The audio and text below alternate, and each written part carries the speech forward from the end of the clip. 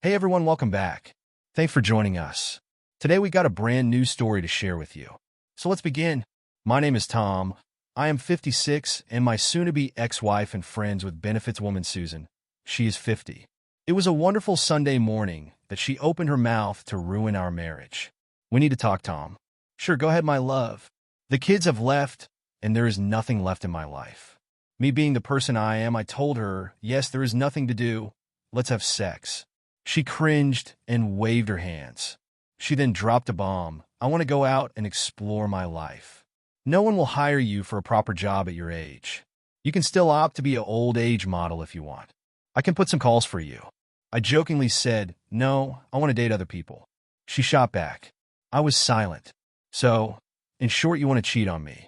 It's not cheating if you are informed ahead of time. You were right, but that would still be breaking our vows and committing a sin, I added. Don't give me lecture, and I am serious, so better put off your jokes.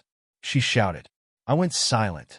I have never thought of getting in bed with anyone else other than you. Not that I did not have the opportunity. I chose my wife over everyone else. I spoke. It was her turn to be silent, but not for long. Tonight, I'll be going out on a date, and you will not stop me. Only you can stop yourself. I can just remind you that you have a husband who has been here for you ever since he married you 12 years ago. The pain in my voice was evident. I walked out of the room. As she stated, she went out. That night, I just drank an entire bottle of Jack Daniel and got wasted. Next morning, she was all smiles, and I was a wreck. She came up and stated that she has met someone. His name is Clive. I walked out to the bathroom and puked in the toilet. My bitch of a wife came running and asked if I am fine. Yes, my love, I'm just puking out the love I had for you down the toilet. I washed my face and went to lay down on my bed. Susan, this will be the last time. Please reconsider your choices and don't walk the path that may lead us to a lot of pain. He is better than you in bed, has a great job, a great body, and under no circumstances I will let go of him. In case you want to divorce me, fine, be ready for the streets. I will wipe you clean, so take it or leave it. She came up to me and stated that everything that is happening will be great for our marriage and will help in the long run. Long run my ass. You just ruined your marriage by getting into another man's bed. I just closed my eyes and just lay there. We are planning to meet tonight, so live with it. She walked out of the room. That evening she dressed to kill and went out, waved me by, and drove out. I was there alone and broken. I limped back to my room, opened my safe, and took out my SIG pistol. I held it to my head and closed my eyes. After struggling for 5 minutes, I was drenched and breathing heavy. I looked up and started at the mirror beside my bed. I saw a defeated man. Is that you, Tom? I asked myself. I held the pistol to the mirror and whispered bang. I went to bed. Next morning was different. My bitch of a wife was not home yet. I cooked a good breakfast, had my coffee, and went to the nearest gym and enrolled myself. I returned after 2 hours to find my bitch of a wife at home, asleep in our bed. I decided not to wake her up and went to the bathroom, took a bath. I picked my fishing gear, took a 6-pack cans of beer, and went out near the river to fish. The gears in my mind were constantly moving in order to come up with a plan to punish my wife. I thought about drowning her in the river, blowing up her car with her, even planned to strangle her in her sleep. Rejected all the plans. 12 years of marriage is not worth lifetime in the prison. Divorce will be costly. I don't want to give her any money in alimony or settlements. I decided to just wait, observe, and act. I decided that I will be moving out of the house. But I did not want her to live there as well. A few days passed. I slept in the same bed as my bitch of a wife. I refused to have sex with her. Just around Christmas, she came up and said that she will be spending the Christmas with Clive and will be out for the weekend. Why don't you go out for the entire week? She looked at me. How will you spend the Christmas? She asked. I told her that maybe I'll find someone like you have found someone. She was happy and gave me a hug. I felt disgusted and pretended to be happy. She left in the morning and I enacted my plan, since she had no interest in what was happening to our house. She had no clue that the house was in the market to be put on rent. That same day that she left, I had closed the deal with the new tenants. Since I hold the deed to the house, I did not need my wife to sign anywhere. I had rented a condo in the heart of the city with an exquisite view. A week later, when my bitch of a wife came back, she was in for a big shock. Her house was gone. She was on the street. I had asked the new tenants to give her my address. Soon enough, she was at my door. "Why did you rent our house?" She screamed. "The house has no meaning. Look at this condo. All new and all smart. You can live here for one night and then go back to Clive." "What do you mean?" "I mean that you guys should enjoy and spend more time with each other."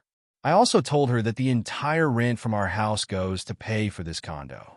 She stayed the night and left in the morning. Time to deal with Clive. I had to make a few phone calls and found out about his job and his family. I did not want to ruin his family. I just wanted to wreck him. A few more phone calls, and I made sure that he will be out of his job in the next 3 months. I installed a dating app and started my new life. So now my wife will be here with me only one day of the week, and rest of the week, I can enjoy my life. No divorce, no alimony, and I can still use my bitch of a wife for sex. 3 months later, she was back at the condo and was looking visibly upset. "Talk away, sweetheart." I smiled back at my wife of 12 years. "You know I'm always here for you." "It's not good enough, Tom," she went on, frowning at me. "It's not working out as I expected. I'm not happy." "But you've got what you wanted, haven't you, Susan?" I pointed out to her. "It was you who told me in no uncertain terms that you wouldn't give your lover up and that you intended to keep on seeing him. Take it or leave it, you told me. Take it or leave it."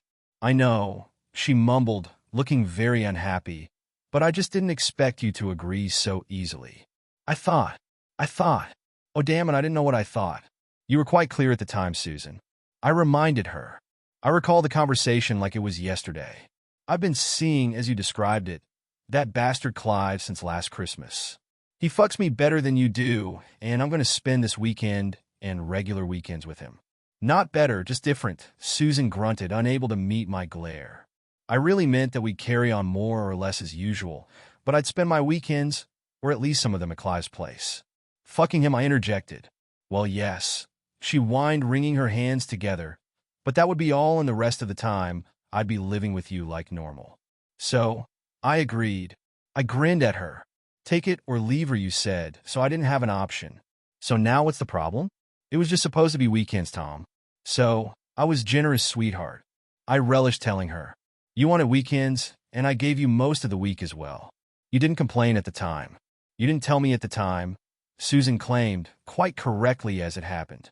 "I went on that 2-week holiday with Clive, and when I came back, you'd rented our house out and moved into this swish apartment." "Yes, fabulous, isn't it?" I smiled graciously, admiring the view out of the picture windows of the city vista and the river winding its way off into the distance. I quite carefully explained to Susan on several occasions that all the rent from our house only just covered the rent on my, "But I only get to stay here one night a week, Tom," Susan sobbed. "It's just not as I imagined it." "You don't enjoy the sex, Susan?" I demanded, putting on my very best look of disappointment. "Of course I do, honey," she gushed. "It's better than it ever was, and you know it. Clive just doesn't seem to be able to cut it anymore since he lost his job and got beaten up that night. It's just not enough." "Oh, he got beaten up? I'm not sure why would anyone do that to him." "That's awful, sweetheart." I rushed to console her. "Screwing my wife and walking away without a scratch. That does not happen," I thought to myself. "If you need another night with me, then I could always ask Jane if she could give Wednesdays a miss from time to time. That's not what I damn well want, Tom." "Well, how about Fridays then?" I offered. "Mary could swap with Nikki maybe, or perhaps double up with her." "I don't just want Fridays, for God's sake, Tom."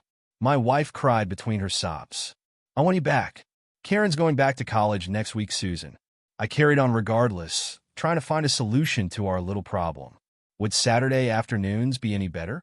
"For God's sake, Tom. You're my husband. I love you and want you back full time. Just give me the chance to prove it to you." "You've heard my offer, Susan," I answered solemnly.